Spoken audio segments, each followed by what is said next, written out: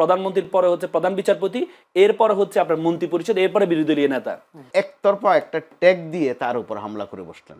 তার মানে আপনি যদি যোগ্য ব্যক্তিদেরকে নিয়ে আসতেন তাহলে আপনাকে আমরা সেলুট দিতে পারতাম। একটু জালিমের মতো আচরণ করে ফেলে, এটা কিন্তু শহীদদের পরিবারগুলোকে কষ্ট দিচ্ছে। সংবিধান সংস্কার এই কি বলে এই যে আদেশটা ওয়ার্ডারটা হয়েছে, রাষ্ট্রপতি যে ওয়ার্ডারটা হয়েছে, সেই ওয়ার্ডারে বলা আছে যে একসাথে শপথ গ্রহণ, একসাথে প্রথম দিনেই যেটা প্রথম দিনে শপথ গ্রহণ করতে হবে সংস্কার পরিষদের।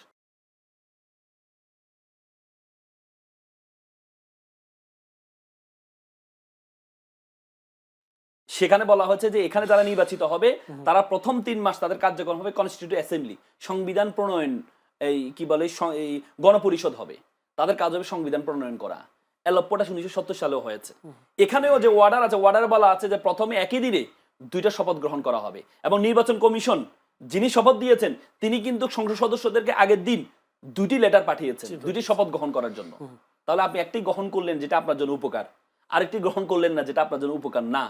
আপনি 50% ভোট পেয়ে যেটা গ্রহণ করলেন, 69% জনগণ যে দেশটা কিভাবে চলবে সেটাকে ভোট দিয়েছে, সেটাকে আপনি উপেক্ষা করলেন। তাহলে আপনি আপনার মতো করে দেশ চালাবেন?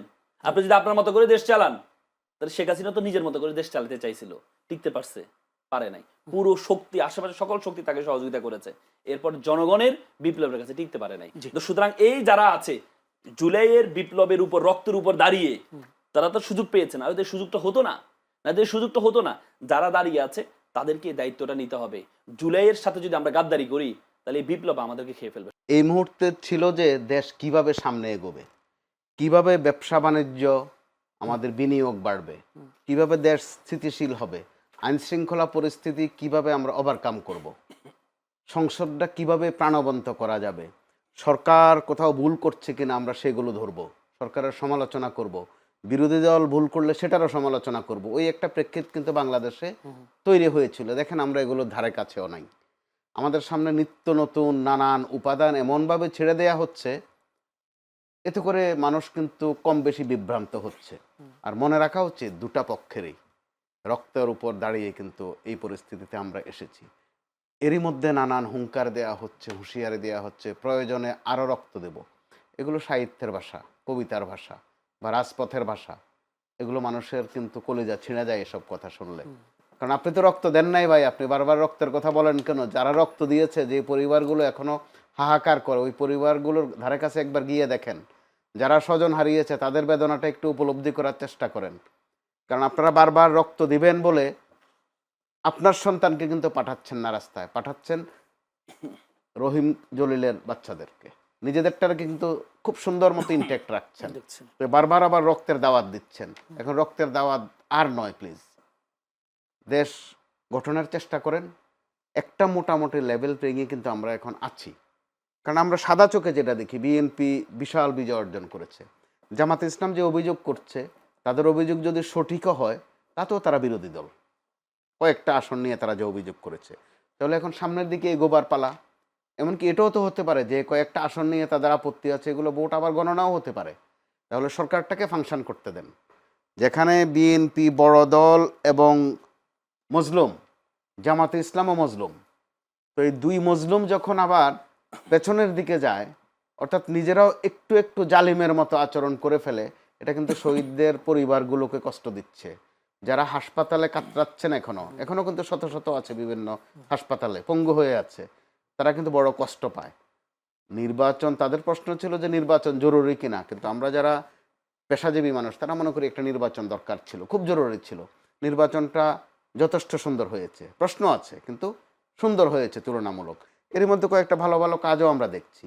জামাতে ইসলামী ঘোষণা দিয়েছে তারা কোনো সরকারি প্লট নেবে না, গাড়ি নেবে না, বিএনপিও সেটাকে ওন করেছে, আমরা ভালো লক্ষণ দেখছি। কিন্তু অনেকগুলো প্রধানমন্ত্রী কিন্তু এরই মধ্যে তার যে ওয়াদা, 31 দফা সংস্কারের ওয়াদাই নয় শুধু, নির্বাচনী ওয়াদাই নয় শুধু, আরও নানান ওয়াদা পালনের জন্য কিন্তু ব্যাপক পরিশ্রম যে করছেন সেটা কিন্তু আমরা দিব্যি দেখতে পাচ্ছি। তাহলে তার পরিশ্রমকে সফল হতে দেওয়াটাই বোধহয় বেশি যুক্তিযুক্ত। তা না করে আমরা পেছনের আলাপকে যেভাবে আস্তে আস্তে করে টানছি সামনে, কোনটা বৈধ, কোনটা অবৈধ, কোনটা সাংবিধানিক, কোনটা অসাংবিধানিক, যথার্থ বলেছেন অ্যাডভোকেট রাসেল যে দুদিন পরে কে যে বলে আসবে, এই স্রোত যদি চলতে থাকে যে সব বাদ দেন, শেখ হাসিনা এই প্রধানমন্ত্রী সাংবিধানিকভাবে। কারণ ওইদিকে যেতে বোধহয় খুব একটা সময় লাগবে না যদি আমরা এই অপ্রাসঙ্গিক আলাপে বেশি থাকি। জি, একই পরিবারের 3 জনকে হত্যার অভিযোগ প্রতিপক্ষের বিরুদ্ধে আছে এবং নিহতের সঙ্গে প্রায় 4 জন, আহত 10 জন। এই যে আধিপত্য বিস্তার, এগুলোকে আপনি মব মনে করবেন না আন্দোলন, নাকি আধিপত্য বিস্তার, কোন ক্যাটাগরিতে ফেলবেন? এগুলো সামাজিক অশান্তি মোটা দাগে। তো মবের বিষয়টা স্পষ্ট, যেহেতু মন্ত্রী মহোদয় করেছেন, বুঝে শুনেই করেছেন। ডক্টর ইউনূসের সময়টাতে সংস্কার কিছু কিছু যে হয় নাই তা নয়, কিন্তু সবচেয়ে মানুষকে ভুগিয়েছে মব, আর বেশি ভুগিয়েছে আমাদের শিল্প সেক্টরকে। মব মানে আমি আমার একটা জানার, মব আর আন্দোলন দুটোর মধ্যে পার্থক্যটা কি আসলে? একটু আছে। জি। আন্দোলনটা ঘোষিত বিষয়, আর মবটা অনেকটাই পান্ডামি টাইপের, একতরফা। বিভিন্ন শিল্প প্রতিষ্ঠানে গিয়ে মব হয়েছে। তো আমি যদি গাঁথনিতে যাই, এটা একান্ত আমার নিজস্ব উপলব্ধি যে মূল স্রোতের বাইরে গিয়ে, মূল স্রোত বলতে আমি সরকারকে মিন করছি না, আমাদের সামাজিকতা, আমাদের চিরাচরিত কালচারের বাইরে গিয়ে যখন আপনি নানান ছুতা ধরে শাহবাগে করেন আর শাপলা চত্বরে করেন, মানুষের বাসায় গিয়ে করেন, এগুলো এক ধরনের অসভ্যতা, বর্বরতা। আমরা মব বললে তো মনে হয় যেন আদর করি বুঝি, এগুলো পান্ডামি। এই পান্ডামে আমাদের অর্থনীতির সর্বনাশ করেছে গত 1.5 বছরে। ডক্টর ইউনূস সরকার এই জন্য কিন্তু কলঙ্কিত হয়ে আছে, বিশেষ করে একটি বিষয়ে। দেখা গেছে কথা নাই, বার্তা নাই, ধরা নাই, ছোঁয়া নাই, হঠাৎ করে এক জায়গায় গিয়ে অবরোধ করে বসলেন, কোনো অফিসে গিয়ে হামলা করে বসলেন, কাউকে একতরফা একটা ট্যাগ দিয়ে তার উপর হামলা করে বসলেন, তাকে বলে বসলেন ফ্যাসিস্টের সহযোগী। এগুলো কিন্তু খুব বাজে নেচার, যেটা আওয়ামী লীগ আমলে আমরা কিন্তু দেখেছি আরেক ফরম্যাটে, যে যাকে আপনার পছন্দ হবে না তার নামে রাজাকার। ডক্টর ইউনূস আমলে আমরা দেখলাম যাকেই আপনি টার্গেট করবেন তাকে প্রথমে নাম দিয়ে দেবেন, সে হচ্ছে ফ্যাসিস্টের সহযোগী অথবা দোসর। গত কয়েকদিন শুরু হয়েছে আবার, যেহেতু বড় দল দুটার মধ্যে বিরোধ, কার নাম সুপ্ত কার নাম গুপ্ত, এগুলো কিন্তু আমাদেরকে ভোগাবে। যে যেখানে সুবিধা পায়, প্রকৃত অর্থে যে গুপ্ত বা সুপ্ত ছিল সেও দেখবেন গুপ্ত বলে আওয়াজ দেয় একটা, অর্থাৎ অন্যকে ঘায়েল করার এই যে দাওয়াইটা লুপে নিচ্ছে কিন্তু দুষ্টচক্র, তারা বরাবরই এটা করে। আমি বলতে চাই এটা হচ্ছে এক ধরনের টোকাই শ্রেণী, টোকায় শুধু নানান কিছু টোকায়, কোনটা দিয়ে আপনাকে ঘায়েল করবে, কোনটা দিয়ে আরেকজনকে ঘায়েল করবে, অর্থাৎ তার রাজত্ব, তার নিজস্ব একটা রাজত্ব সে কিন্তু কায়েম করে, ওইটাই মূলত ফেসিবাদ। আমি একদম খাঁটি বাংলায় বলতে চাই সেটা বর্বরতা, অসভ্যতা।